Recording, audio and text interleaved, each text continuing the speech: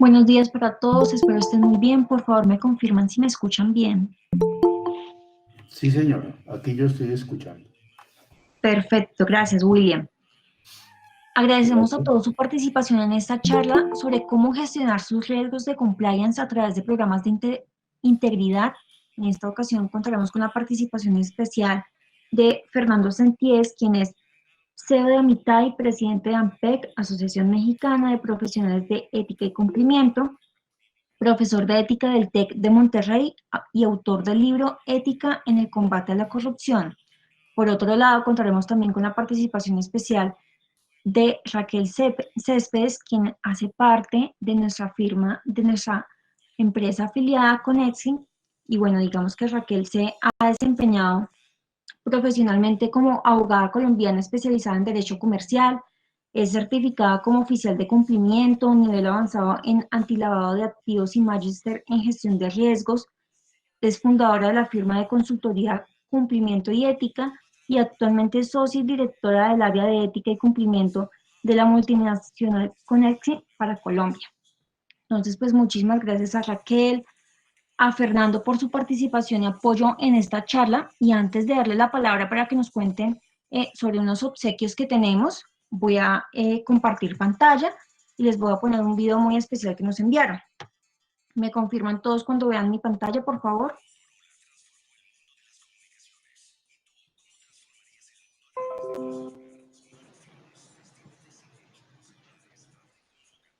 Listo, perfecto. Gracias, Mario. Ya sé.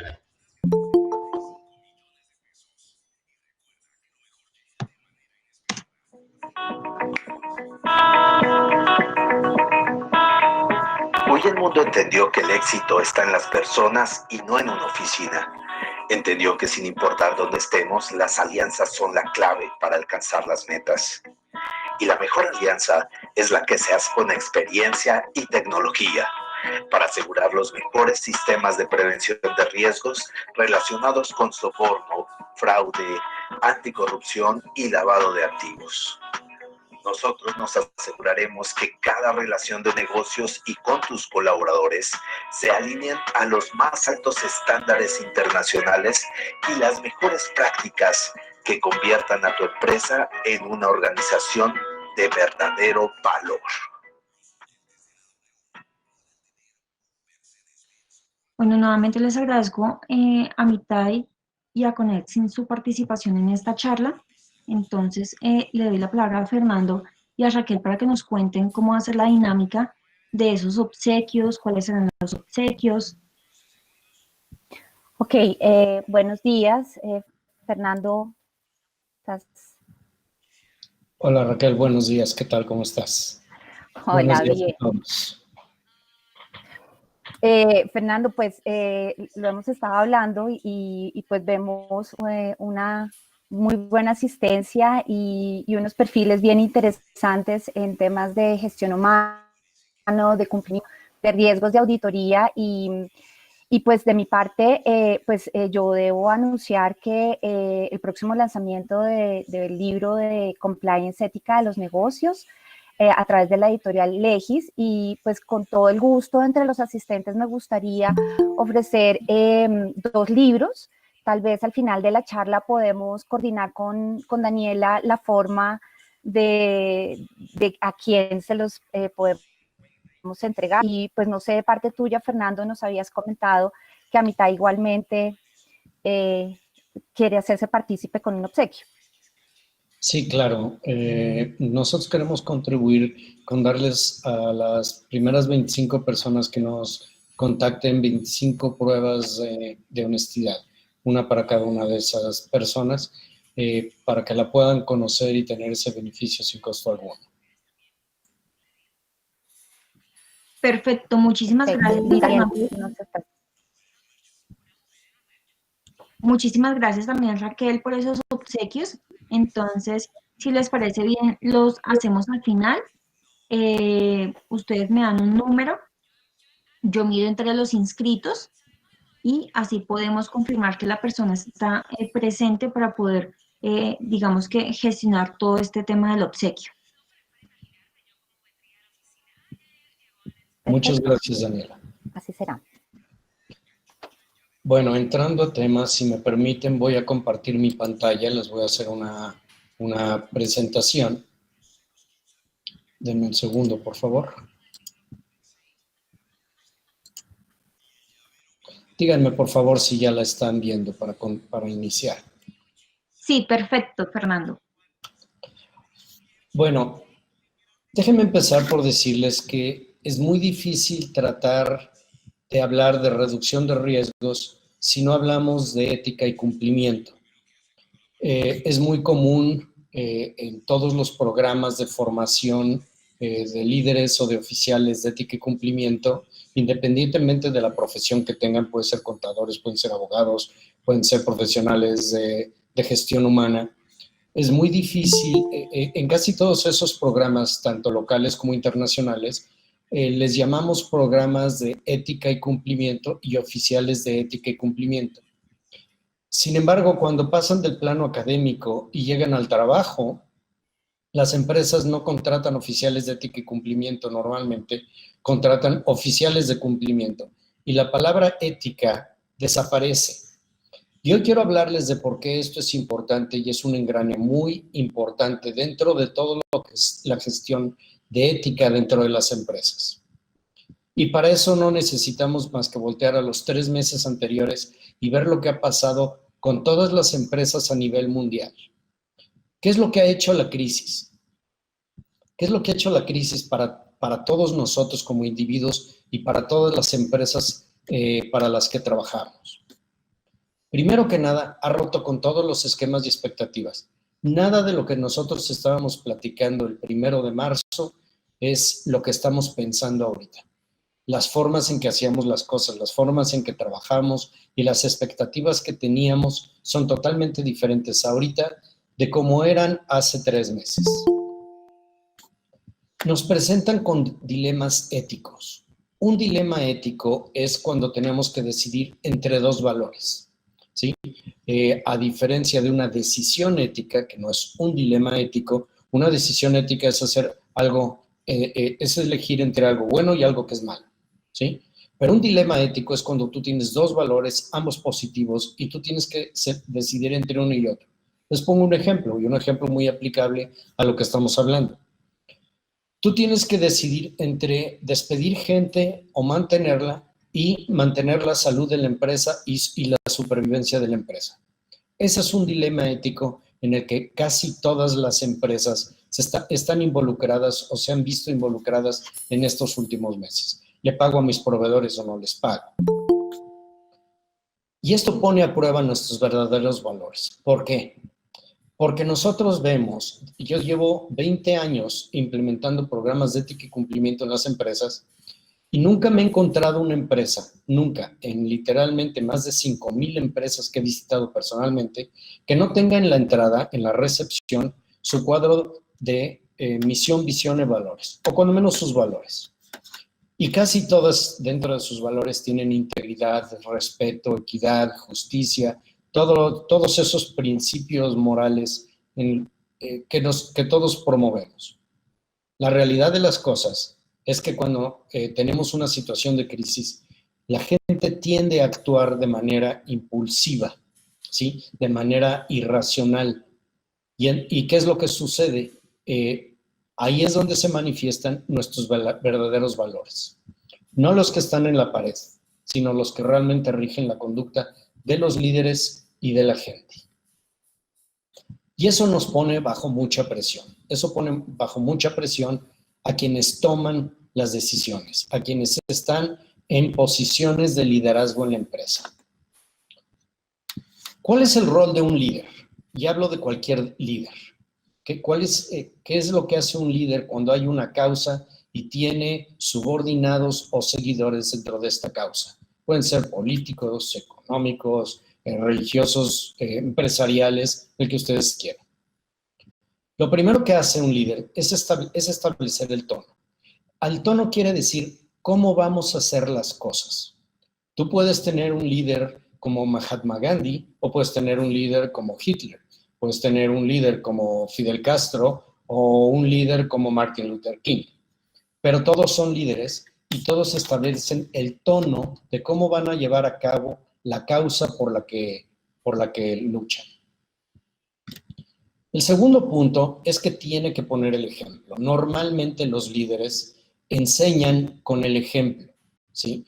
De hecho, si ustedes han leído la Biblia, los libros de crónicas, se darán cuenta de que siempre todos los reyes de los diferentes reinos de la época eran los primeros en salir a las guerras y eran los que estaban hasta adelante peleando. De hecho, es como se ganaban así esas posiciones de liderazgo, porque demostraban su valentía y enseñaban con el ejemplo al resto de sus ejércitos. También deben de motivar al equipo. Normalmente, en cualquier causa, en algún momento durante este proceso, hay una serie de adversidades que normalmente descorazonan y desmotivan a la gente. Uno de los roles más importantes de un líder es precisamente motivar al equipo y motivarlo hasta el final. Entonces, uno de los roles de líder es perseverar hasta el final, hasta que se logre la causa o se pierda, ¿sí? Pero finalmente, con todas estas conductas, ¿qué es lo que está haciendo? Y esto es a lo que quiero llegar. El líder influye en la conducta de sus subordinados, es decir, lo que él haga va a afectar la conducta de todas las demás personas. ¿Cómo trasladamos esto a una organización, a una empresa? El 40% de la cultura organizacional está precisamente determinada por los lineamientos que establecen los líderes. En este caso, en el caso organizacional, pues desde el código de conducta. ¿Qué es lo que está plasmado en ese código de conducta? ¿Qué es lo que se permite? ¿Qué es lo que no se permite? ¿Qué es lo que se fomenta y lo que se promueve? El otro 60% son los valores compartidos del resto de las personas que forman la organización. Esa influencia de los líderes dentro de una organización, lo que hace, el impacto que tiene, es el de inspirar a los demás. ¿Sí? Hablábamos de la motivación, y la motivación lo que hace es inspirar a los demás, creer en la causa y seguir. Genera confianza, y al generar confianza genera compromiso. Difícilmente una persona que no confía en el líder se va a comprometer con esa causa. Sirve como guía. Cuando hay duda en el proceder, normalmente se recurre a los líderes para que nos guíen en saber cuál es la forma en la que debemos actuar. Y en este caso, pueden promover una cultura sana, si toman decisiones sanas, o una cultura enfermiza. Y poco a poco voy a entrar a casos mucho más concretos para que podamos aterrizar estos conceptos. Y algo muy importante, al hacer todo esto, crea un valor intangible. Al final, en la penúltima diapositiva, les voy a hablar de lo que nosotros hicimos recientemente, de un ranking de las empresas más éticas y el impacto positivo que esto tiene en la sociedad. Pero algo importante que vale la pena mencionar ahorita es que un líder, cuando hace esto, está generando un valor intangible para la empresa. Vamos a ver la diferencia entre decisiones éticas y legales. Como pueden ver en esta gráfica, es una gráfica de cómo los más grandes empleadores de Estados Unidos han respondido ante la crisis del coronavirus. ¿Qué tipo de decisiones han tomado? Independientemente de que sean éticas o legales. El 64% de las empresas en Estados Unidos lo que ha hecho es que se ha enfocado en acomodarse o ajustarse a las nuevas necesidades de sus clientes, en todos los sentidos. Por ejemplo, precio. No puedes pagar lo que yo estaba pagando, puedes pagar este precio o en estas condiciones. No tienes ahorita seguramente todos ustedes en cada uno de sus países verán promociones para comprar automóviles. Compra ahorita y empieza a pagar en 3 meses. También, por ejemplo, no puedes salir a comprar la despensa, lo que necesites para comer, la empresa te lo lleva a tu casa. Necesitas un foco para tu casa, no tienes que ir a Home Depot, ellos te lo llevan a tu casa. El 56% de las empresas han hecho que sus colaboradores, en la medida de lo posible, trabajen desde casa, ¿sí? Cuando eso no es posible, el 41% de las empresas, ¿sí?, lo que han hecho ha sido cerrar o suspender servicios o tiendas o sucursales. El 40% han cambiado sus giros para vender cosas que se puedan vender durante la pandemia. Por ejemplo, si te dedicabas anteriormente a hacer camisas o ropa, pues ahora lo que haces son cubrebocas o máscaras para el COVID. Esas son las 5 decisiones más importantes que han hecho. Ahora, fíjense, porque llama la atención, que solo el 7% han recurrido a los despidos como una manera de responder a la crisis, ¿sí?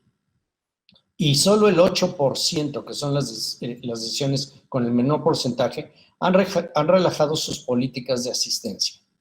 ¿Qué quiere decir esto a grandes rasgos? Lo que quiere decir es que las empresas se están enfocando en la innovación y en la productividad más que en esconderse detrás de una piedra y esperar a que la tormenta pase, ¿sí? Ahora, no todas estas decisiones son legales, ¿sí? No todas estas decisiones que a veces tomamos son éticas. Pueden ser legales, pero no necesariamente éticas, ¿sí?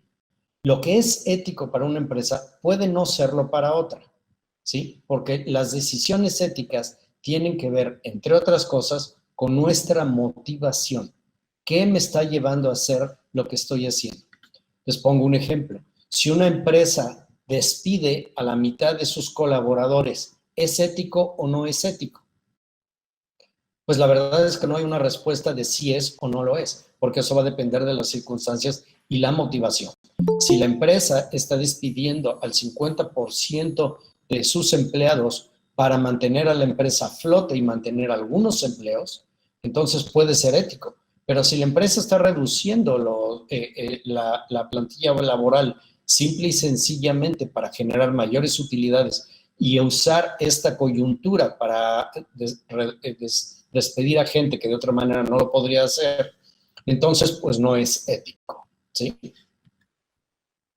Vamos a ver la diferencia entre ética y cumplimiento. Este es el post que yo he puesto que ha sido más viral de todo lo que he posteado en las redes, concretamente en LinkedIn.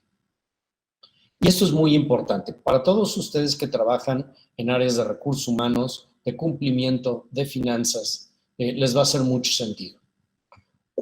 Les decía que todos los programas de ética y cumplimiento se enfocan efectivamente en eso. Pero ¿qué es lo que pasa cuando una empresa tiene nada más un programa de cumplimiento?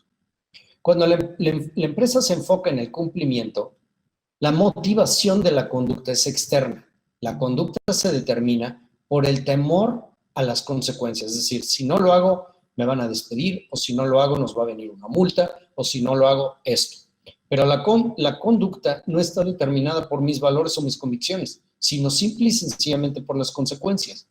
Lo que eso quiere decir es que si las consecuencias cambian, la conducta normalmente cambia de manera casi inmediata. Sí. En cambio, cuando el programa de integridad está basado en la ética, lo que se promueve es una cultura de hacer lo correcto. Por lo tanto, la conducta está determinada por las convicciones. La gente no necesita el estatuto para saber cómo actuar. Entonces, como vemos, el segundo punto, en el cumplimiento lo que importa es la conducta. No importa lo que tú pienses o lo que tú consideres que es bueno o malo. Cuando el programa es de ética, tú tomas la decisión basada en lo que tú consideras que es ético, ¿sí? O que es lo correcto. De hecho, la frase hoy más usada de las empresas más éticas es hacer lo correcto porque es lo correcto, ¿sí? La tercera diferencia está en que un programa de ética se enfoca en el espíritu de la ley. Un programa de cumplimiento se enfoca en la letra de la ley. Y déjenme ponerles un ejemplo que acabo de vivir yo recientemente, la semana pasada, y que grafica esto muy bien.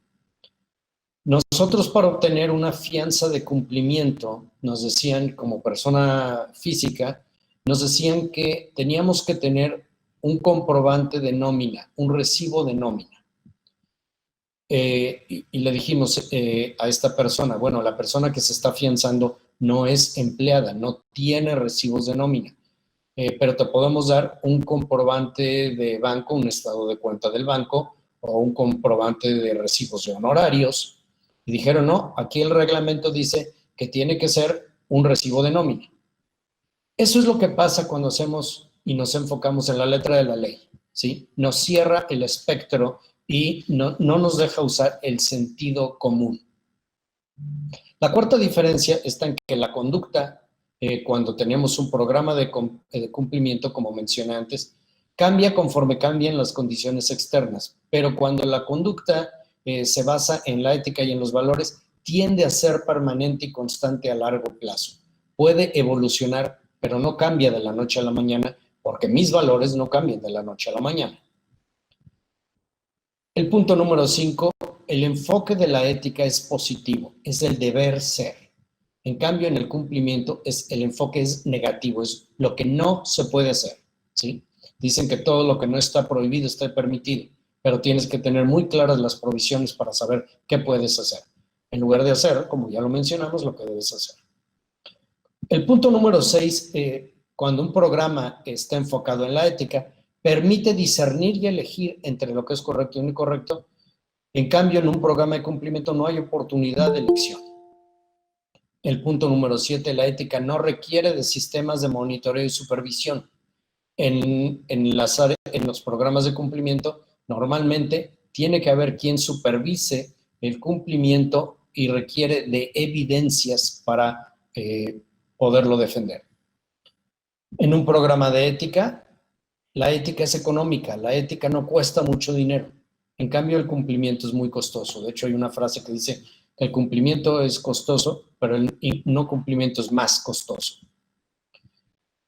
La ética garantiza el cumplimiento, pero el cumplimiento no garantiza la ética. Y prueba de esto es que todas las empresas, sin excepción, que han sido multadas por el Departamento de Justicia de Estados Unidos o por la Security Exchange Commission de Estados Unidos, de acuerdo a la FCPA, todas han tenido programas de cumplimiento, absolutamente todas. Y sin embargo, no fueron exentas de que sus colaboradores se involucraran en actos de falta de probidad que los llevaron a tener esas consecuencias. Hay que considerar que hay situaciones de hecho y de derecho.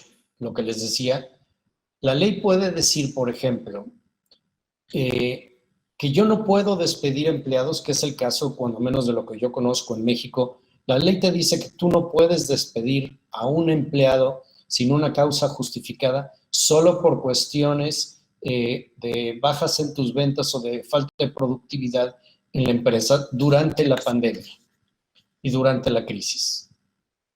Pero ¿qué es lo que sucede?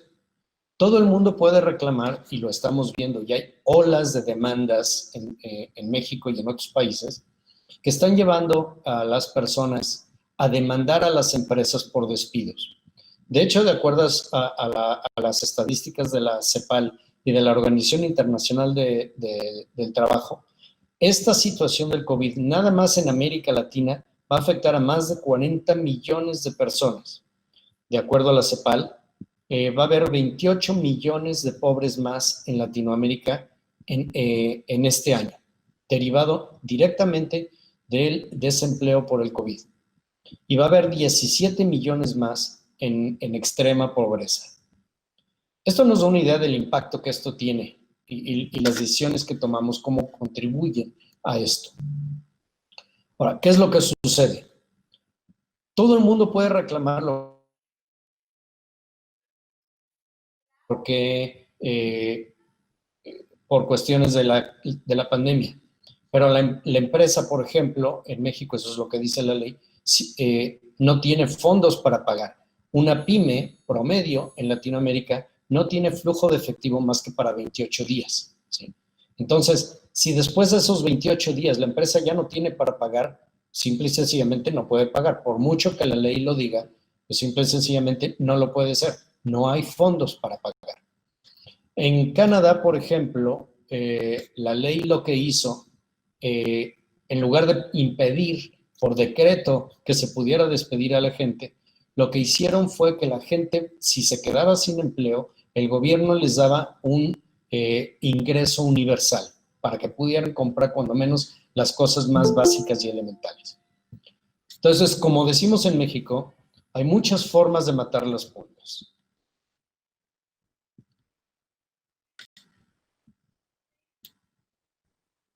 Ético es procurar el bien común sobre el bien individual, porque efectivamente cada quien va, como decimos en México, a llevar agua para su molino. El empleado va a demandar lo que le corresponde, el proveedor igual, el pago de impuestos, el gobierno va a reclamar lo que le corresponde. Y lo mismo va a hacer la empresa, ¿sí? Ético es procurar el bien común sobre el bien individual. ¿Y a qué me refiero con esto?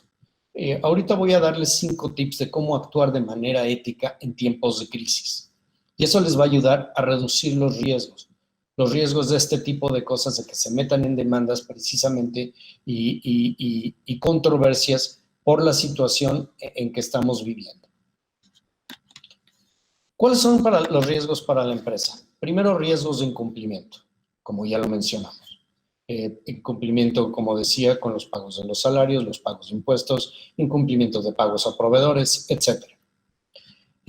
Hay riesgos financieros y los estamos viendo. Hay 10,000 empresas solo en México que se han ido a la quiebra en 3 meses. Supongo que de manera proporcional debe ser muy similar en todos los países, en Colombia, en Ecuador, en Perú, en Bolivia, en Guatemala, en todos los países.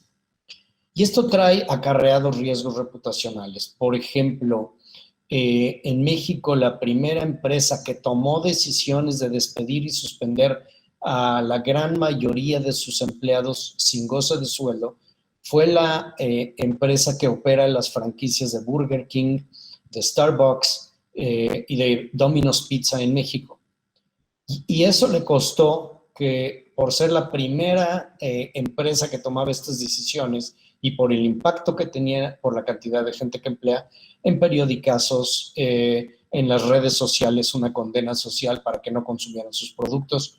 Entonces, todo este tipo de decisiones, no tanto la decisión, sino cómo lo manejes y cómo llegues a esa decisión, es muy importante. Hay que cuidar el fondo más que la forma, ¿sí? ¿Cuáles son estos 5 tips para actuar de la mejor manera durante los tiempos de crisis? Lo primero que hay que entender es que cada empresa es diferente, ¿sí? No son iguales. Y no solo hablo, como mencioné antes, de su situación específica, sino su marco regulatorio. Es decir, el tamaño de la empresa tiene que ver con las decisiones que tome. Si es una pequeña empresa que solo tiene el flujo de efectivo para 28 días, no puede tomar las mismas decisiones que una gran empresa farmacéutica a nivel mundial. El giro de la empresa. Si la empresa se dedica al turismo, está prácticamente condenada a la quiebra. ¿Por qué? Porque simple y sencillamente no podía operar o no pudo operar durante 3 meses. Pero si tú estabas precisamente en el giro farmacéutico, entonces, o por ejemplo, todas las empresas de tecnología como Uber, Didi, Corner Shop, todas estas empresas que se dedicaban a la entrega de cosas, el mismo Amazon, que alcanzó sus niveles más altos históricamente de rentabilidad, tienen situaciones diferentes. Entonces hay que tomar en cuenta el giro de la empresa, el tamaño de la empresa y el estado financiero de la empresa. Hay empresas que pueden resistir 3 meses sin productividad o con el flujo de efectivo suficiente para mantener su operación, aunque no represente utilidades, y hay otras que simple y sencillamente no lo pueden. Y como les decía, el marco jurídico. Si una empresa como un banco, independientemente del país en el que esté, está regulada por leyes internacionales, no nada más las locales, a diferencia de una tienda de muebles que solo opera localmente y que solo está sujeta al marco jurídico local, ¿sí? Entonces, ese marco jurídico pone a cada una de las empresas en situaciones muy diferentes. El segundo tip es pensar a mediano y largo plazo. Como les decía, la gente tiende a tomar decisiones de manera irracional, impulsiva y precipitada en tiempos de crisis. Y eso es lo peor que podemos hacer, porque nos nubla la mente y no podemos ver si esa es la mejor decisión a mediano y largo plazo. Es importante que tomemos en cuenta si la decisión que tomemos nos va a ayudar a corto plazo, a mediano y largo plazo. Por ejemplo, esta cadena de tiendas que les decía que opera todos estos restaurantes en México, seguramente la decisión que tomaron les ayudó a corto plazo, pero sin duda alguna no les benefició a mediano y largo plazo, ¿sí? Muchas veces el hacer lo que parece un ahorro, como despedir dinero, puede acabarte costando más. ¿Por qué? Porque si en 3 meses tú vas a acabar contratando a la misma gente y vas a tener que volver a empezar con esa curva de aprendizaje, el costo de oportunidad, etcétera, entonces la verdad es que sale más barato pagarles los 3 meses y mantener a la gente. El tercer punto es no llevar a cabo acciones masivas. No despidan a toda la gente solo porque tienen que hacer recortes del 80%, del 60%, del 50%.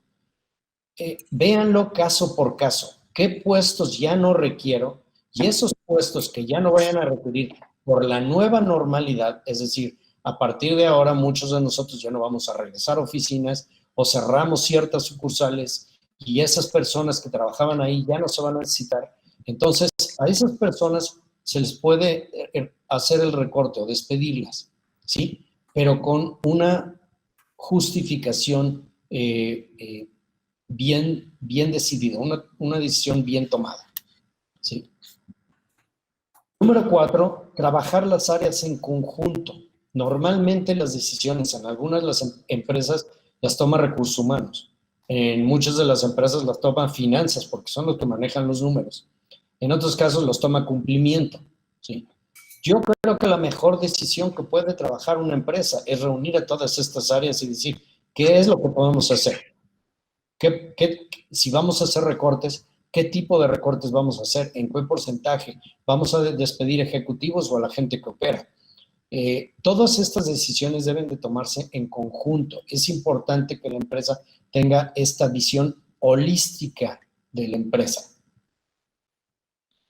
El quinto tip para actuar de manera ética y reducir los riesgos es tratar a los demás como te gusta que te traten a ti. Es la regla de oro del respeto. Hola, George, ¿cómo estás? Trata a los demás como te gusta que te traten a ti, ¿sí? Si van a tomar una decisión, si van a despedir a la gente, por ejemplo, es muy importante que se pongan en los zapatos de la gente. En muchos casos es recomendable incluso que ustedes involucren a la gente en la toma de decisiones, aun cuando esa misma gente, esas mismas personas, vayan a ser las afectadas por las decisiones. La transparencia es muy importante, ¿sí? Y muchas veces, y va a ser mucho más fácil, lograr que la gente entienda y participe cuando ustedes las involucran que cuando de manera autocrática nada más tiramos el mazo y tomamos decisiones y nada más pagan las consecuencias. Algo importante que debemos de entender es que las cosas no van a ser igual. Hoy más que nunca la integridad de la gente es importante y no solo de los líderes. Me refiero también, por ejemplo, a los colaboradores. ¿Por qué? Porque los colaboradores, por ejemplo, ahora que trabajan desde casa, se han preguntado, ¿realmente están haciendo lo que deben de hacer? ¿Realmente trabajan el tiempo que tienen que trabajar? ¿Usan los recursos de la empresa para hacer lo que deben de hacer? Y de la misma manera los líderes, como ya lo vimos. Lo que es importante es entender que las cosas no van a ser igual y yo creo que la mayoría de nosotros nos estamos preparando precisamente para volver a esa nueva normalidad, sea la que sea, dependiendo de cada giro y tamaño de empresa. Los restaurantes ya no van a poder tener las mesas a menos de 1,50 m de distancia. Es probable que tenga que poner divisiones físicas entre una y otra, ¿sí? Pero también las empresas de tecnología probablemente ya no requieran regresar a las oficinas o solo hacerlo ocasionalmente, ¿sí? ¿Qué lecciones debemos aprender de esto? Y esto es un consejo a título personal y a título profesional. Número 1, la tecnología es una herramienta, no un estilo de vida. Hay que entender que la tecnología nos debe de servir para nuestro trabajo, pero no debe de sustituir nuestro estilo de vida. ¿Qué quiero decir con esto? Muchos de nosotros nos hemos dado cuenta con la pandemia y con la crisis, ¿sí? Que pasábamos demasiado tiempo en la computadora a costa de otras cosas que no podíamos hacer, como pasar tiempo con nuestra familia. Y que esto está relacionado con este segundo punto. Trabajamos para vivir, no vivimos para trabajar. Todos trabajamos para llevar a nuestras casas y a nuestras familias lo que necesitamos, ¿sí?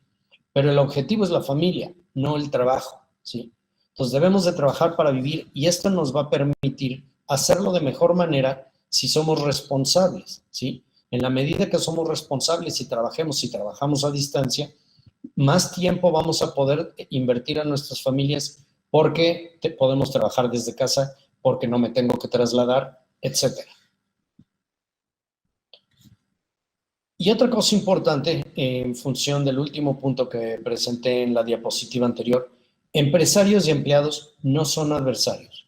O sea, si vemos, por ejemplo, y comparamos, como yo siempre lo he hecho, a cada empresa, sea grande o pequeña, como una nave en el mar, ¿sí? Ya sea una pequeña lancha o un gran transatlántico, todos los que están dentro son el equipo de esa empresa, ¿sí? Y no somos adversarios. O sea, los empresarios y los empleados muchas veces cambiamos de rol. Quienes somos empresarios hemos sido empleados o vamos a ser empleados y viceversa, pero no somos adversarios y debemos de trabajar juntos por el bien de esa empresa, ¿sí? Es la mejor manera de enfrentarlo.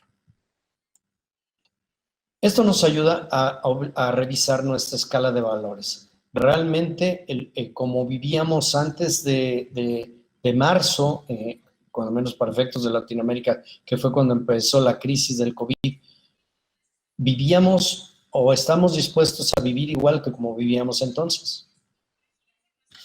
¿Cuál es la importancia de la ética en las empresas hoy por hoy? Nosotros hicimos recientemente, algunos de ustedes seguramente se enteraron o lo saben o lo vivieron, si están en México, hicimos un ranking de las empresas más éticas en México. Participaron en México en este primer ejercicio más de 150 empresas. Solo 30 aparecieron en el listado con una calificación de 60 sobre 70, que era el máximo.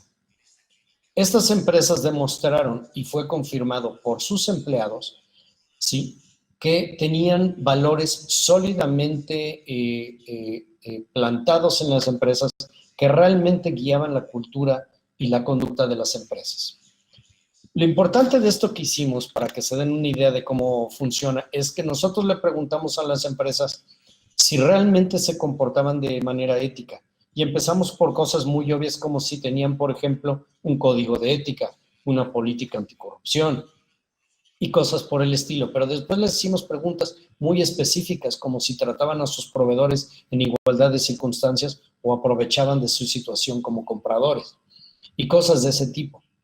Aquí lo importante es que fue que las empresas que estuvieron en esos 30 lugares, que fueron reconocidas como las empresas más éticas, sus colaboradores fueron los que confirmaron que efectivamente lo que la empresa había declarado era lo que regía dentro de la cultura y dentro del día a día de la empresa. Entonces, las empresas más éticas son las empresas más productivas. Las empresas que tienen una visión holística del negocio son más económicas de operar. Y las empresas que logran estos distintivos como las empresas más éticas se vuelven empresas que son atractivas para los empleados, sobre todo los millennials, quieren trabajar en empresas donde se identifican con sus valores.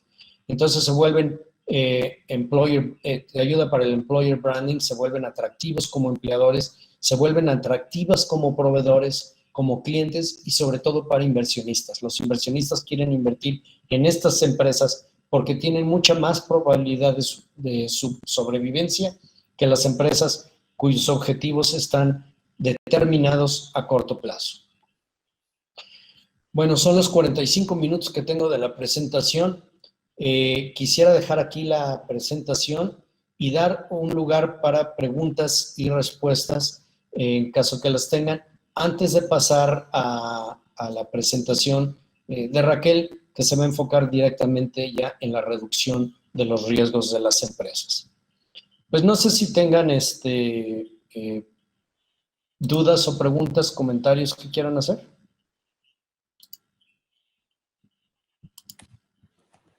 Fer, si se puede, aquí Bernardo, gusto saludarte.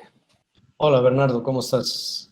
Un gusto. Bien, igualmente, saludos a todos, a toda la comunidad de ética. Y agradecer como siempre, ¿no? Este espacio en donde nos llevas, o al menos a mí me llevas a la reflexión de estos temas éticos que claramente los diferencias muy bien con lo que es el cumplimiento, ¿no? Entonces, mi pregunta es muy certera. ¿Cómo quienes hacemos compliance, qué estrategia, ¿no? Y sé que muchos de los programas que Amtech ofrece ayudan a ello, pero ¿cuál sería el sistema inmediato, bajo costo, que pudiéramos utilizar en las empresas en este regreso paulatino que estamos teniendo a las oficinas?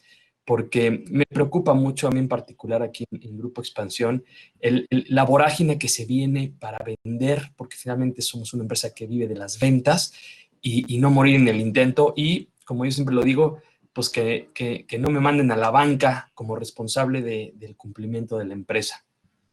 Tampoco que me suban a la mesa de los adultos, porque pues eso todavía lo veo más cuesta arriba. Gracias, mi Fer.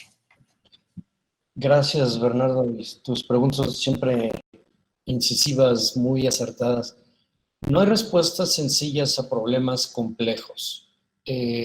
Como mencioné, cada empresa es diferente y no podemos hacer un plan igual para cada empresa. Como les decía, yo llevo 20 años implementando programas de ética y siempre empezamos con un diagnóstico de la empresa para ver qué tienen, qué no tienen, a qué marcos jurídicos se tienen que ajustar para poder hacer un programa que realmente responda a sus necesidades.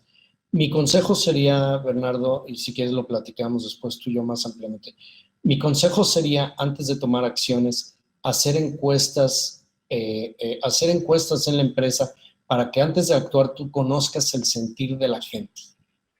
Eso sería mi consejo.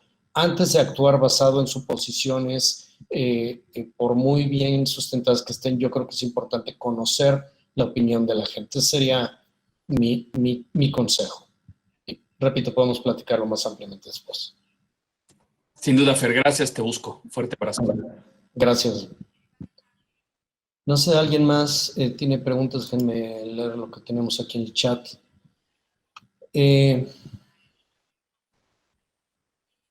¿Cómo decirle a los empresarios que el compliance es importante en esta época de COVID y no un gasto para la empresa?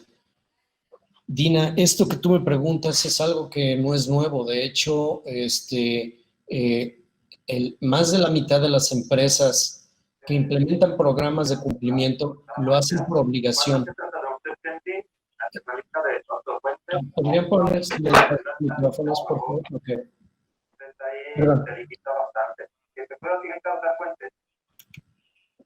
Perdón. Te decía que esto es algo que en realidad es un problema que ha existido siempre en las empresas. ¿Por qué? Porque la alta dirección no quiere invertir en cumplimiento. Yo creo que es importante, como lo hice ahorita, venderles no el cumplimiento como el cumplimiento en sí mismo, sino los beneficios de tener un programa de integridad. Lo primero que yo haría es decirles que no es un programa de compliance, sino un programa de integridad y los beneficios que esto tiene, porque la gente siempre se pelea con el gasto, pero nunca se pelea con los beneficios. Entonces, mi consejo, y si quieres también búscame después, platicamos con más amplitud para no tener a toda la gente esperando. Hay que venderles los beneficios, no hay que venderles el compliance como un gasto. Eso es lo que creo que debe de ver la alta dirección. Cuando esto sucede, entonces normalmente la alta dirección se compromete y apoya, ¿sí?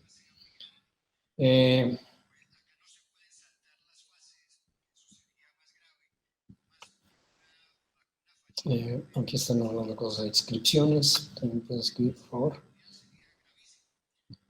Bueno, no sé si tienen alguna otra pregunta. Creo que sus preguntas son: ¿cómo se puede sensibilizar al pequeño y mediano empresario sobre la importancia de hacer negocios éticos y transparentes?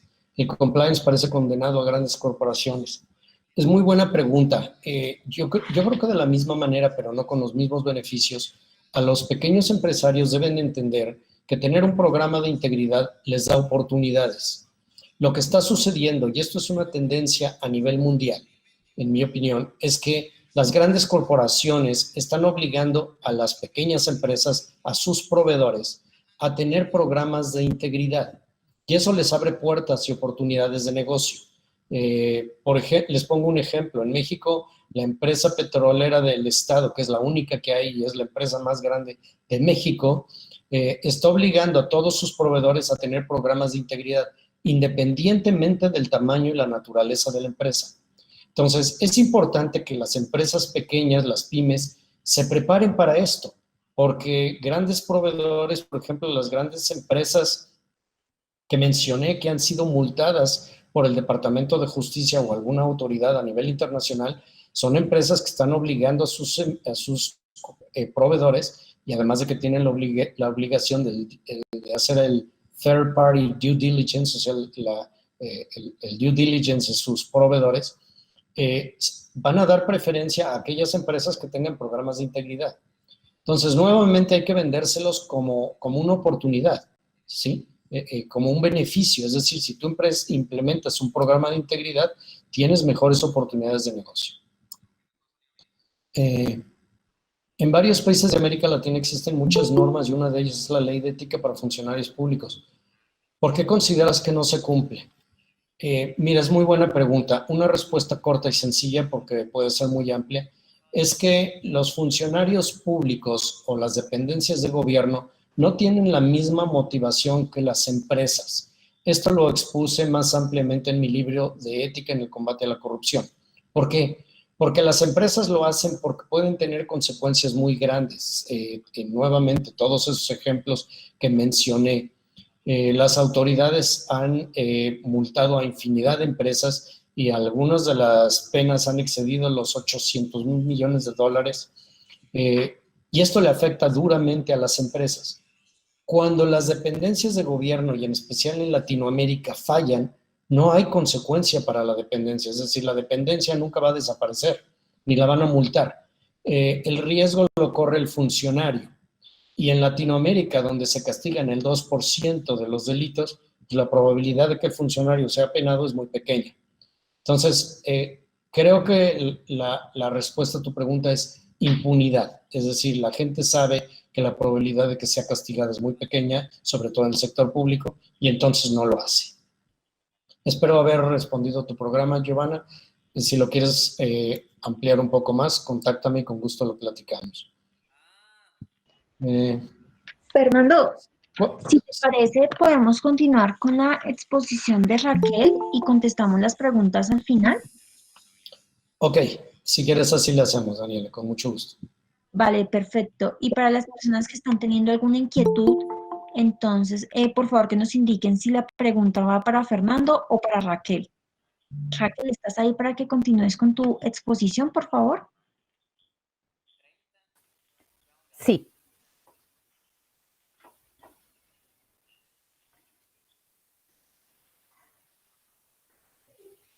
Ok, pues nuevamente buenos días. ¿Me oyen ahí? Tratar de mantener la cámara prendida, pero si tenemos problemas de audio, apago el video. Ustedes leían estos, gracias Daniela, ustedes leían las convocatorias para este evento, que los programas de compliance en este entorno que estamos viviendo de excepcionalidad y de, digamos, nuevas formas de hacer negocio, porque en efecto, como lo menciona Fernando, y las tendencias que se ven es que no están detenidas esperando a que pase este entorno de excepcionalidad, sino que pues están inclinadas hacia la creatividad, hacia la innovación, y que todo esto nos lleva a plantear que estos programas están más vigentes que nunca, y pues parte de la exposición de Fernando lo comprueba, y compartiendo completamente que pues el trasfondo de la ética, el diálogo ético es fundamental para la efectividad de estos programas. Hay algunas otras tendencias que estamos viendo y que nos llevan a plantear que efectivamente sí estos programas aún hoy y más hoy están más vigentes. En ese sentido, si proyectas las tendencias que hemos visualizado, el llamado consciente a un cuidado del medio ambiente y a la tierra nos lleva a que el concepto de sostenibilidad se consolide y se posesione en los valores corporativos. Esta es una tendencia clarísima. Otro tema que hemos observado es que el mismo término de la ralentización de la economía a llevar a que podemos empezar la presentación, perdón, nos lleva a que los KPIs que vamos a tener en cuenta para valorar las empresas van a estar muy inclinados a este indicador de ESG, que es Environmental, Social and Corporate Governance.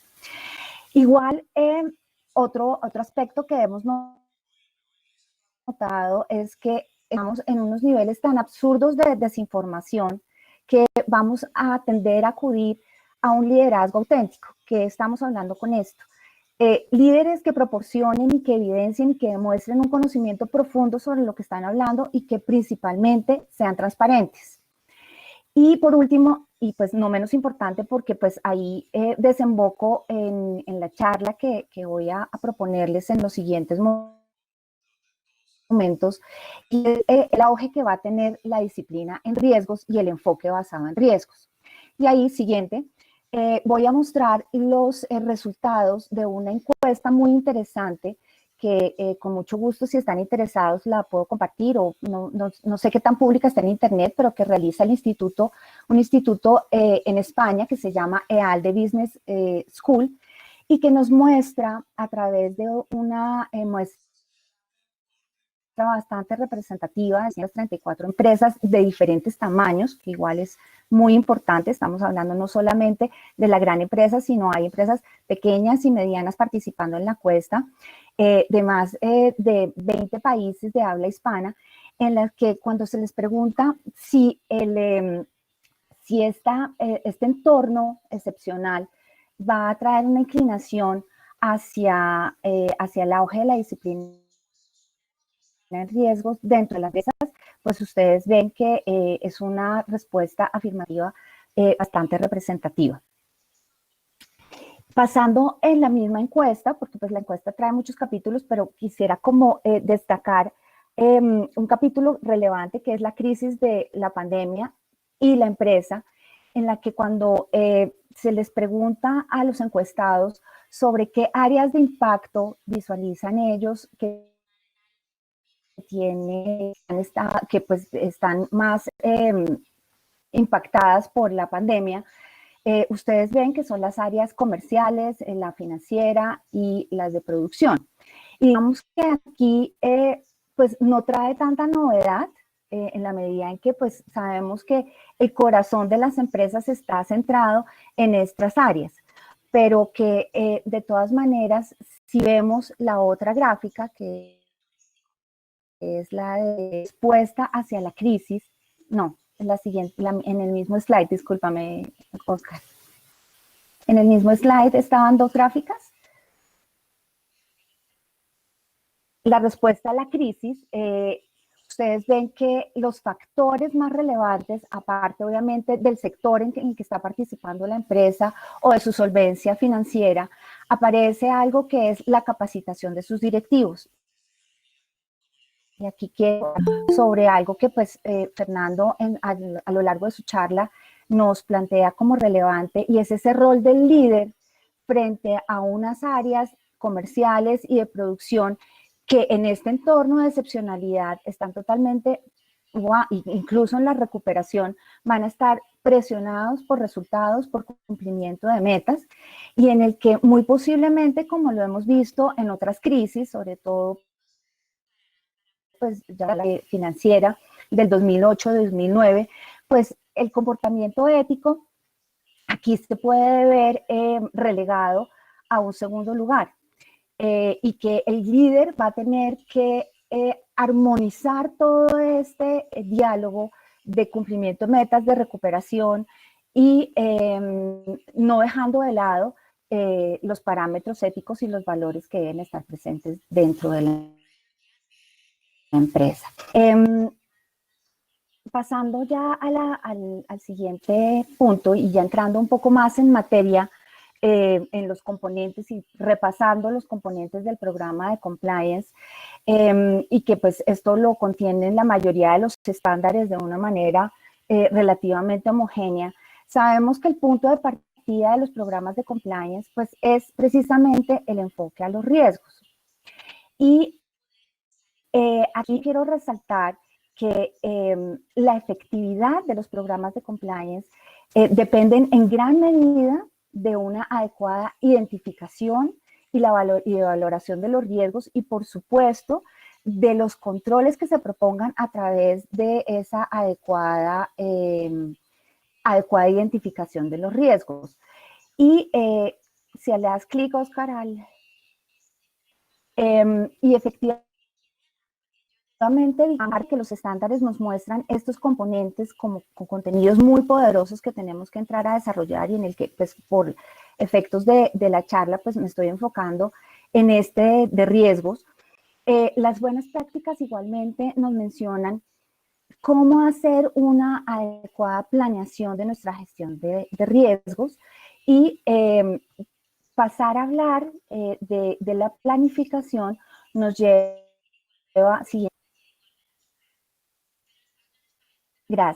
nos lleva a hablar de las etapas de la gestión de riesgos. Entonces, pues tenemos una planeación que tiene unas connotaciones importantes que se las voy a poner de presente en los siguientes momentos. E igual, digamos que hablar de una adecuada identificación nos lleva a proponer unas metodologías que dentro de nuestra experiencia han respondido positivamente a diagnósticos a partir de la aplicación de estas metodologías, para posteriormente clasificarlos y proponer un tratamiento con una mención de controles que sean efectivos. Pasando un poco a la parte de la planificación, el abordaje se tiene que hacer mucho a través de la madurez, del nivel de madurez que tenga cada nación. Y aquí quiero llamar la atención un poco frente al tema que se estaba preguntando a Fernando, y es si este es un mundo solamente previsto para las grandes empresas, o si realmente las pequeñas y las medianas deben igualmente revisar estos temas de riesgos. Para mí es clarísimo que sí. Obviamente pues hay una limitación de recursos, pero que digamos que hay no son costosas, y más cuando estamos entrando pues a niveles en los que definitivamente abandonar ese nivel 1 de la reactividad, en la que se materializa el riesgo y la empresa entra a responder con un control que pues muy posiblemente va a ser un control un tanto defectuoso, en la medida en que pues no va a ser integral ni va a ser efectivo, sino simplemente llamado a responder a la materialización de ese riesgo. Y definitivamente independientemente del tamaño de la empresa, tienen que abandonar la reactividad y pasar a unos niveles de madurez para poder entrar a que estos programas concretamente pues sean efectivos y eficientes en el tiempo. Aquí ustedes ven cómo se proponen 5 niveles, pasando de reactividad al segundo nivel, que estamos ya hablando de subjetividad, y que hay un cierto control de riesgos, pero pues que no hay unas políticas y que termina siendo un tanto intuitivo la gestión del riesgo. En el tercer nivel vemos ya algo más formal, en el que pues se dan recursos para la gestión del riesgo, se asignan recursos para y hay unas políticas y unos procedimientos que pueden ser incipientes y un tanto intuitivos. El cuarto nivel, pues ya estamos hablando de un nivel de madurez más alto en el que se trata de una evaluación sistemática de riesgos, hay políticas consolidadas y hay un tratamiento formal, es decir, una propuesta formal de controles y de trazabilidad de los controles en cuanto a su seguimiento. Y el quinto, pues que ya es un nivel mucho más alto y pues en el que pues la evaluación estadística de algunos riesgos puede darse, y ya hay un directorio que está totalmente involucrado en la disciplina de riesgos, en el que se le reporta y se involucra dentro de la gestión de estos eventos de riesgos. En las diferentes etapas de gestión de riesgos, aparte de pues, tener una planeación y obviamente mirar en qué nivel de madurez está la empresa o a qué nivel quieren migrar, de acuerdo con el slide anterior, en la identificación nosotros utilizamos una metodología bastante sencilla que parte de una disciplina comercial, pero que la hemos adoptado con un enfoque muy claro a los riesgos basados en compliance que tienen. En ese sentido, los diagnósticos que se realizan los hacemos a través de identificar a nivel interno estas debilidades y oportunidades que pueden estar presentes, y revisando el contexto externo, las fortalezas y las amenazas que pueden estar vigentes en el momento de la operación de la empresa. Cuando nos riesgos a nivel de debilidades y fortalezas, nos aproximamos a las que yo llamo las 3 Ps, que es medir un poco el nivel y la suficiencia, y en el caso de las personas, el nivel de conocimiento y de involucramiento que tengan en ese momento.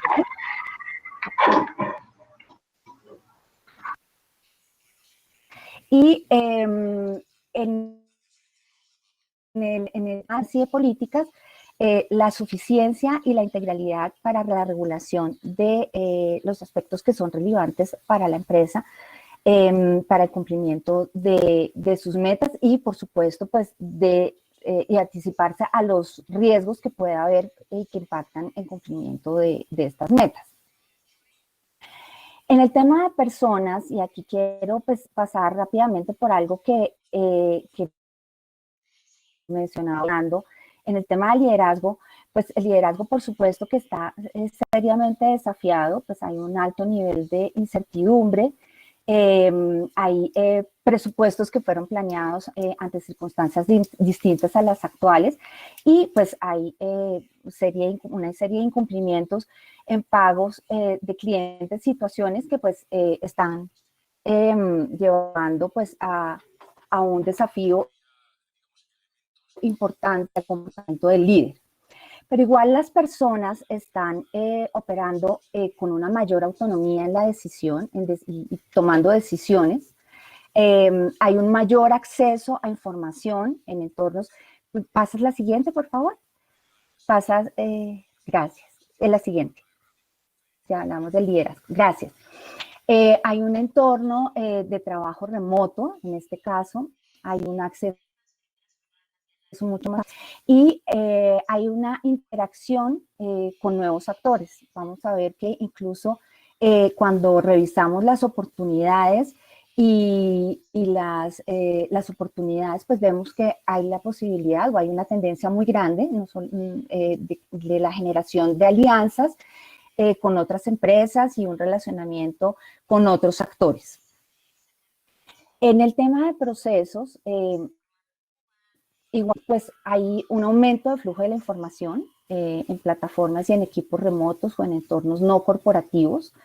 Puede darse un flujo de autorizaciones que no necesariamente estén sistematizadas y que por el hecho de estar remotamente trabajando, pues se entorpece este flujo de autorizaciones. Y hay unas situaciones excepcionales que también van a requerir rápidas decisiones y que pues no sabemos si los procesos como empleados pues son suficientes para poder regular estas situaciones y para poder preverlas. Algo igual pasa con las políticas. En estas situaciones de excepcionalidad, pues nos podemos encontrar frente a una insuficiencia en la regulación interna en el cumplimiento. Hay nuevos requisitos, hay nuevas formas que estamos planteando para hacer negocios y realmente lo que hemos visto es que las empresas igualmente carecen de un manejo, de políticas de manejo de crisis y de continuidad del negocio. Pasando ya al tema de amenazas y revisando el contexto externo, y me atrevería a decir bastante común en todos los países en donde están las personas que nos están oyendo, hay unas nuevas exigencias de cumplimiento y requerimientos y condiciones nuevas para el funcionamiento de las empresas. Estamos enfrente a unos niveles muy altos y sin precedentes, decimos, de vigilancia y de explotación de datos y de mucha desinformación en todo el mundo. Esto igualmente ha llevado a que las autoridades, haya un aumento de controles por parte de las autoridades que supervisan las operaciones de datos. En mi caso, por ejemplo, de Colombia, la Superintendencia de Industria y Comercio ha incrementado sus investigaciones de protección de datos e igual se ha enfocado mucho, por ejemplo, en la protección a los consumidores y todos los temas de especulación en productos. Y, por ejemplo, en el caso de lo que es la Superintendencia de Sociedades, la superintendencia que vigila el comportamiento de las sociedades, pues igual ella está totalmente enfocada en recibir muchos procesos de insolvencia y también hay una alta preocupación por el tema del lavado de activos y financiación del terrorismo. De hecho, la entidad aquí en Colombia expidió una guía antilavado concretamente en el COVID y puntualizando unas situaciones de mayor riesgo y de contrapartes que empiezan a estar mucho más presentes en estas situaciones de excepcionalidad. Aparte de estas situaciones, en Colombia, porque pues conozco que en otras jurisdicciones pues ya existe el planteamiento de una responsabilidad penal de las personas jurídicas en temas de cumplimiento y en temas de infracciones y de delitos, y se está planteando igualmente fortalecer requisitos de cumplimiento en los temas de contratación pública. Entonces, si estos proyectos, ahorita estamos hablando de proyectos de ley, pero si realmente se vuelven realidad, pues igual el entorno de cumplimiento pues va a ser mucho más exigente. Igualmente, revisando el contexto externo en términos de oportunidades, como les mencionaba, pues hay unas nuevas formas de negocios. Estamos viendo a diario en los medios de información esquemas de colaboración de muchos sectores y de muchas empresas, desde alianzas hasta fusiones. Vemos cómo definitivamente, por ejemplo, las empresas que van a entrar en problemas financieros, pues sus activos van a estar posiblemente a la venta y pues se va a crear una oportunidad para las empresas que tienen flujos de caja importantes y pues van a darse muchas adquisiciones o muchas compras de activos integrales de empresas. Igual en el tema de nuevos contratos vemos nuevos actores. Precisamente la pandemia ha llevado a que se incremente las donaciones y las ayudas y se canalicen a través de las entidades del sector público o a través de fundaciones. Y pues todas nuestros países hemos sido testigos de los escándalos que se están dando por la destinación indebida de recursos por parte de las entidades públicas y que pues marcan una tendencia y un incremento lastimoso hacia conductas de corrupción. Aquí llama un poco la atención y es ya pasando de la identificación a través de este DOFA que les propuse inicialmente, y es en la formulación de los riesgos muchas veces caemos en el error de equiparar riesgos a oportunidades, y simplemente porque hablamos dentro de las empresas o interactuamos en las empresas con diferentes áreas y sobre todo pues con las comerciales en las que está clarísimo que hay que tomar riesgos. Efectivamente pues hay oportunidades de negocio que no se pueden perder, estamos ante la oportunidad de plantear nuevos servicios, nuevos negocios que nos vayan a llevar pues a una recuperación. Y en este sentido, pues entendemos que estos riesgos, como se enfocan en las empresas, pues aumentan el valor y deben generar valor. Y es muy importante que en nuestro enfoque a riesgos, pues acompañe estas iniciativas y para que por supuesto se logren. Y aquí pues hablamos de riesgos indeseados, que son en los que nos estamos enfocando en este momento, y pues que los programas de compliance juegan un papel fundamental con el enfoque a riesgos, y son obviamente los que impactan la reputación y pues hacen que se materialicen otros riesgos asociados, legales, financieros y de contagio. Estamos hablando de fraudes, de investigaciones, de sanciones, de fuga de información, de lavado de activos y pues por supuesto de corrupción. Teniendo en cuenta que pues aquí alerto frente al tema de la formulación, la adecuada formulación de los riesgos siempre tiene que tener claro que hay una fuente siguiente por favor, hay una fuente de riesgos. El evento incierto es el riesgo, y pues se van a dar una serie de consecuencias cuando se materialice el evento. ¿Qué es realmente cuando se hace una formulación juiciosa de la fuente de riesgo?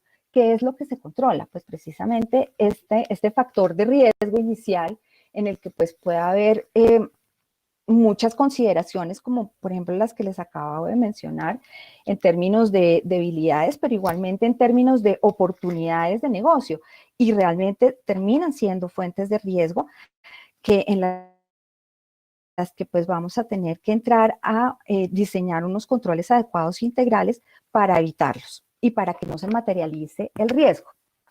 Si le haces clic.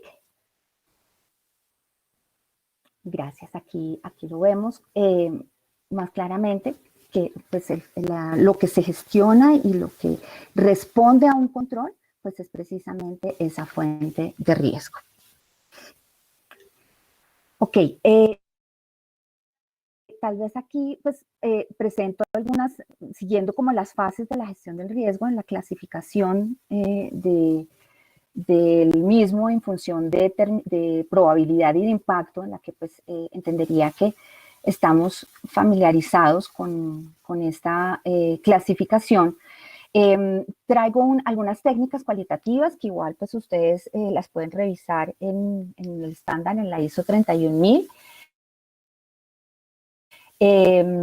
Simplemente pues las dejo mencionadas, no voy a entrar en mayor detalle, tal vez entro como en un compendio o en un resumen de lo que, la siguiente por favor.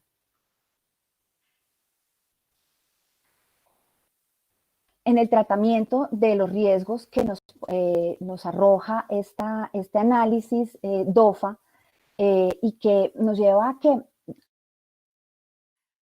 la fuente de los riesgos, la fuente de riesgos está relacionada precisamente revisando nuestro entorno, tanto interno como externo, en que en estos momentos de excepcionalidad y de nuevas formas de hacer negocios, estamos relacionándonos con nuevos actores en posibles alianzas y que pues esto puede traer un riesgo de contagio, incluso reputacional, si no aplicamos un debido tratamiento, no hacemos una debida realización no hacemos una realización de debidas diligencias, y estas debidas diligencias respondiendo, por supuesto, a una segmentación previa de estos nuevos actores. Habrá unos que representen un mayor o menor riesgo. Hay contratos con empresas sin ánimo de lucro, con fundaciones, en las que pueden estar siendo utilizadas por terceros para el lavado de activos. Y aquí pues debemos revisar que tengamos unas adecuadas medidas de conocimiento de nuestras contrapartes frente a estos nuevos actores. Me devuelvo, igual frente a la inminencia de posibles fusiones, adquisiciones o compras integrales de activos, por supuesto que debemos conocer quiénes son esas empresas que van a ser compradas. Entonces pues vamos a tener que realizar debidas diligencias mucho más integrales de las normales en términos de reputación, en términos de perfil financiero y legal de estos posibles targets de compra. Vamos precisamente a las entidades territoriales o las empresas públicas teniendo una participación y un protagonismo para efectos de canalización de compras que se requieren en este momento, y que pues lo mencionaba, hemos sido testigos de muchos casos de corrupción.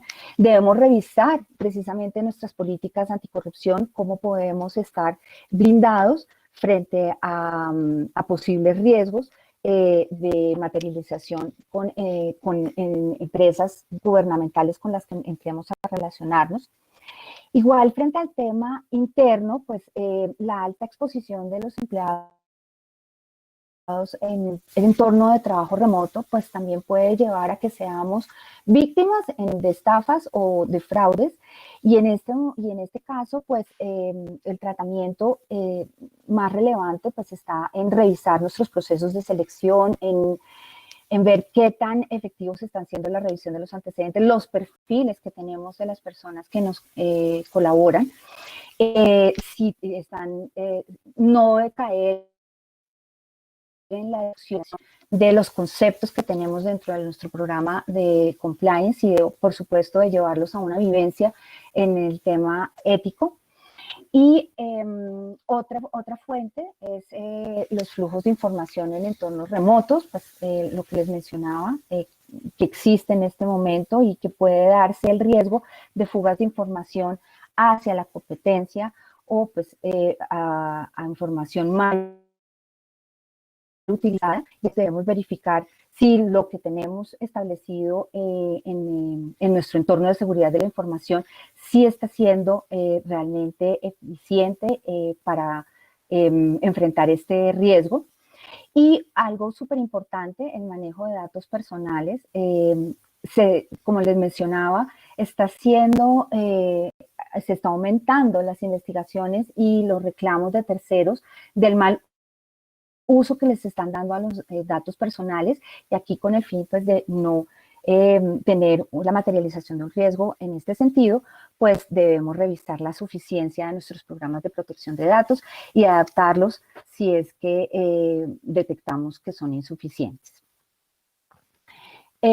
Por último, pues definitivamente resaltar que pues los programas de compliance, y vuelvo al inicio de la charla, pues son más válidos que nunca en este momento, porque nos aportan herramientas para un enfoque objetivo a la gestión de riesgos, es decir, de pasar de ese primer nivel que les mencionaba de madurez en la gestión de riesgos, de mera reactividad, a algo mucho más consolidado y robusto. El logro de los objetivos, pues por supuesto, aporta el programa de cumplimiento a que se realicen con sustentabilidad, es decir, que le apuntemos a un largo plazo.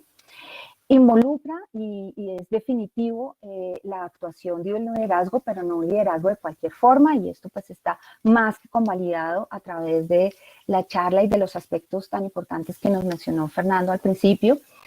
Y por supuesto, pues contar con un programa de compliance que esté actualizado, vigente y revisado, pues va a contribuir a que haya una mejor recuperación, sobre todo de la confianza en el comportamiento pues, de los mercados, y por supuesto pues, nos va a aportar para tener una imagen positiva en los sectores en los que participemos. Bueno, pues muchas gracias por la atención y Daniela. Perfecto, muchísimas gracias Raquel por tu apoyo, por toda la información que nos has brindado. Entonces, si te parece, no sé qué les parezca mejor a Fernando y a ti, si hacemos lo de los obsequios o contestamos primero las preguntas. Yo creo que contestemos preguntas. ¿Qué opinas, Listo, Fernando? perfecto. Sí, Cuando estoy de Fernando acuerdo. estaba hablando, quedan unas preguntas ahí pendientes. Si quieres, Fernando, te las leo. Sí, por favor, gracias, Daniela. Listo. Neily dice, ¿cuál es el mejor mecanismo para evaluar la efectividad de mi programa de ética?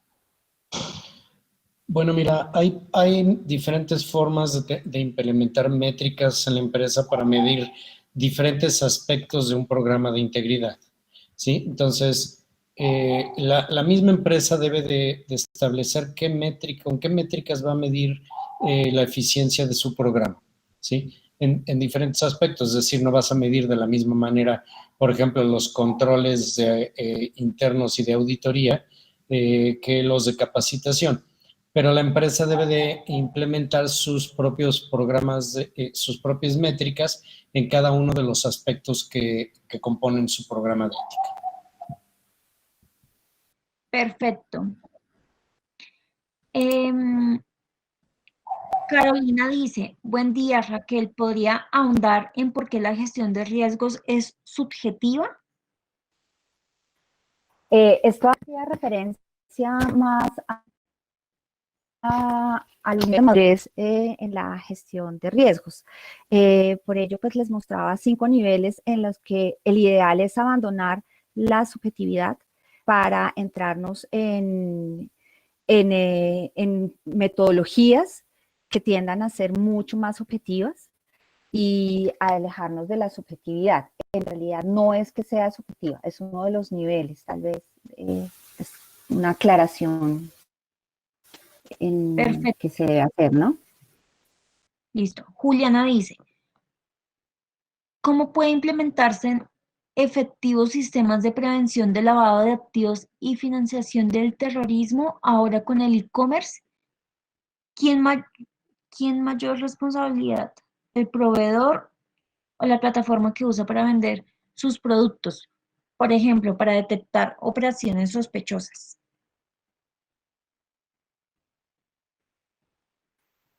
Este es un tema bien interesante porque pues definitivamente la transaccionalidad se va a incrementar o ya pues se incrementó a través de las redes digitales. Las plataformas de pago están siendo, a pesar de que no están vigiladas en Colombia, y pues hablo del caso concreto de Colombia, que es el que he manejado, aunque no están vigiladas por la Superintendencia Financiera, sí les ha exigido una serie de lineamientos para identificar las contrapartes y no propiamente, estoy hablando cuando menciono contrapartes a los clientes, sino precisamente a los proveedores que se vinculan a estas plataformas.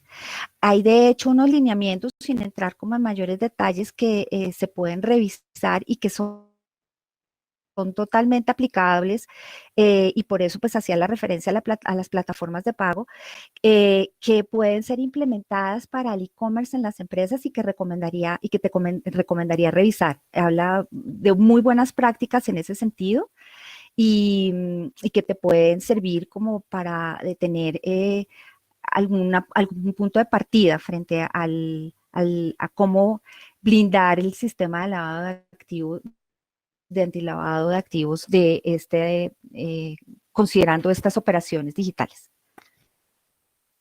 Perfecto. Felipe dice, excelentes presentaciones, felicidades. Pregunta Raquel, ¿podrías comentar algunos de los principales desafíos en la implementación de programas de cumplimiento en empresas con operaciones internacionales en su experiencia?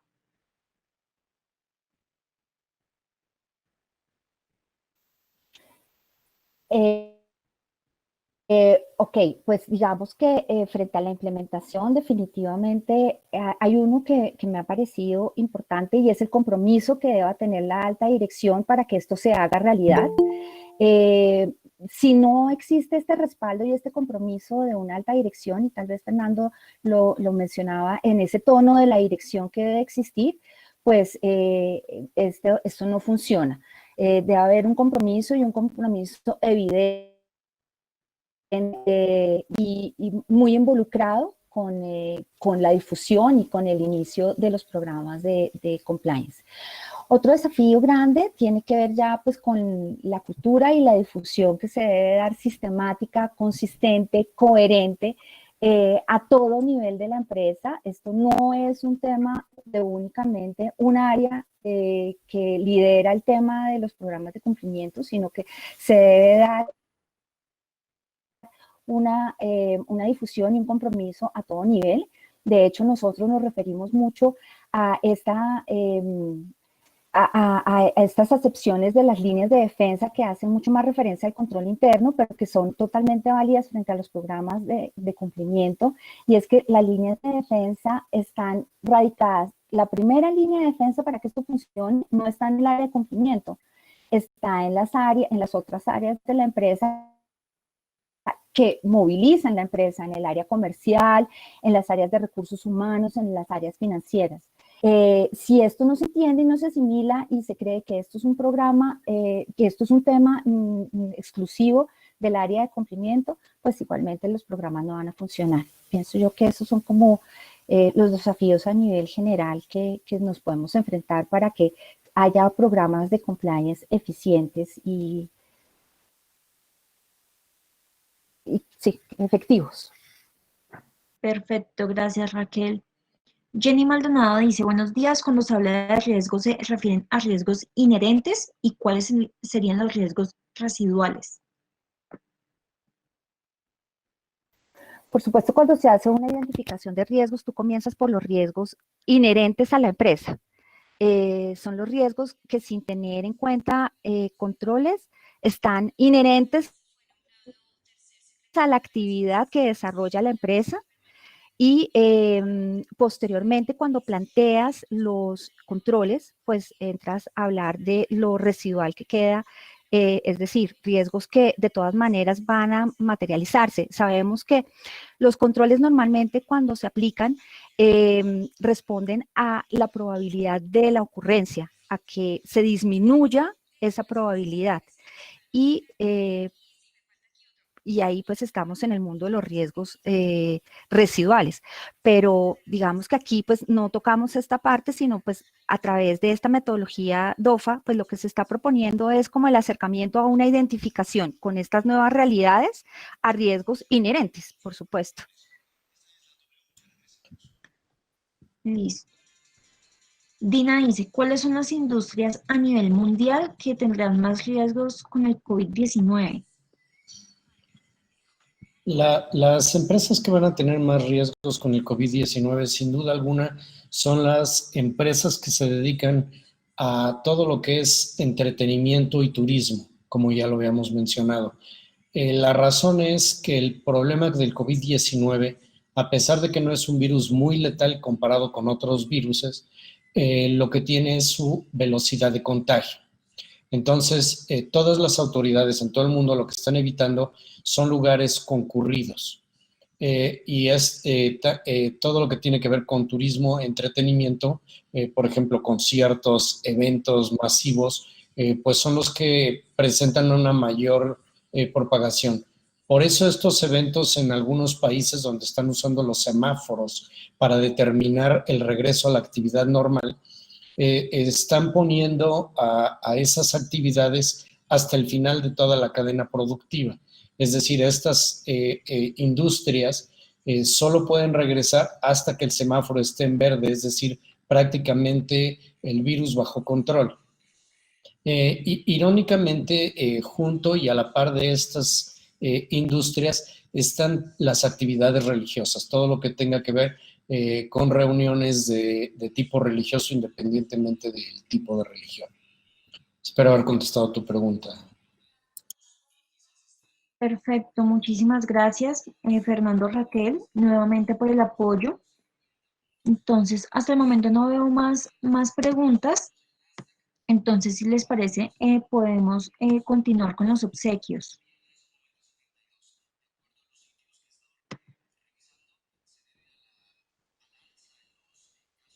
Ok, en este sentido, pues como de mi parte, como les mencionaba, pues quiero dar un obsequio de 2 libros y quisiera, tal vez, Daniela, si me apoyas, te doy 2 números y tú verificas que las personas estén y pues con gusto se los hacemos llegar. El tema es que entendería que solamente podría ser para Colombia, en este caso. Ok, Sí, entonces te doy el número. Sí, te confirmo que hasta el momento hay 99 inscritos. Ok, entonces el número 21 y el número 80. Y listo. Listo. Tú verificas y con todo el gusto se los hacemos llegar. Y 80. Número 21, Carol Prieto. Carol, ¿me podrías confirmar que estás conectada, por favor?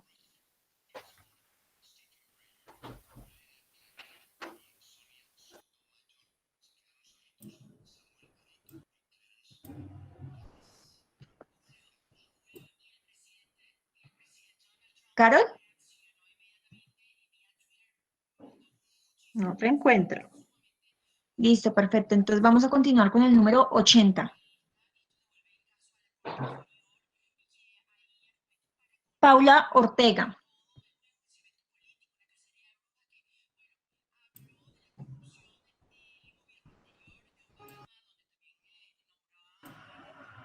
Tampoco está. Poco está. Listo. Raquel, ¿me podrías dar otros números, por favor? 15 y 35. Listo, el 15.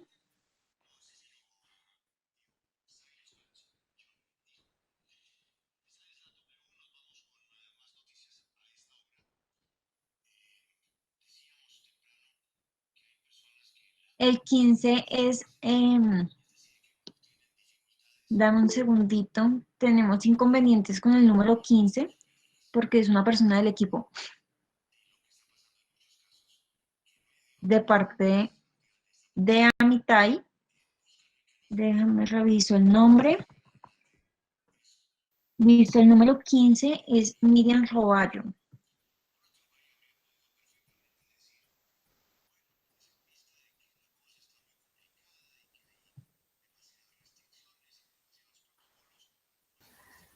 Hola, buenos días. Yo soy del equipo Amitai, entonces creo que deberíamos darle paso a alguna de nuestras empresas participantes. Muchas gracias. Vale, Miriam, muchísimas gracias. Y el número 35 es Alice Soleil.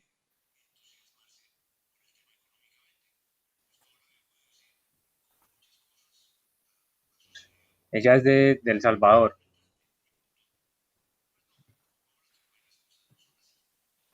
Vale, necesitamos verificar que está conectada.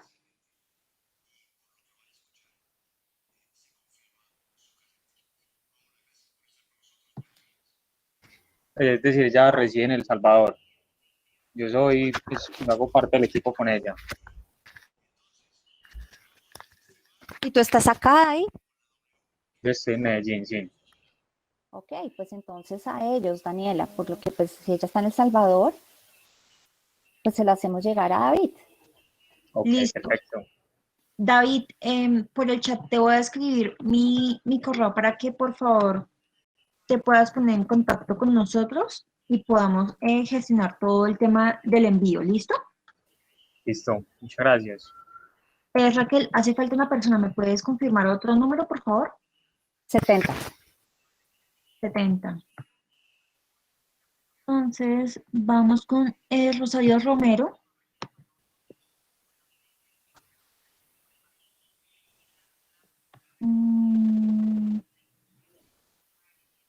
No está conectada. Ok. 55.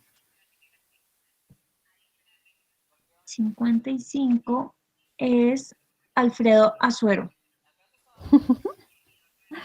Qué bien.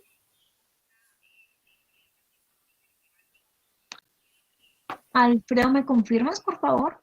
No lo veo. Hacia acá está conectado. Sí, está conectado.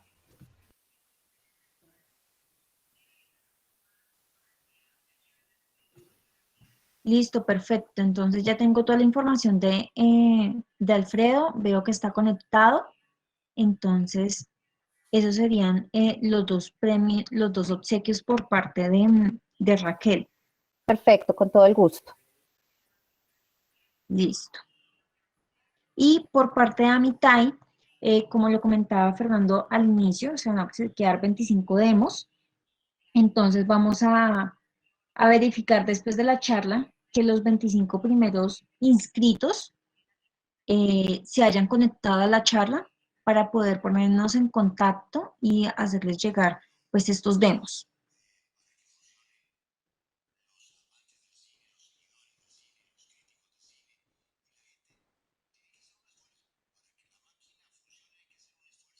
¿Me confirman Miriam o Fernando, por favor?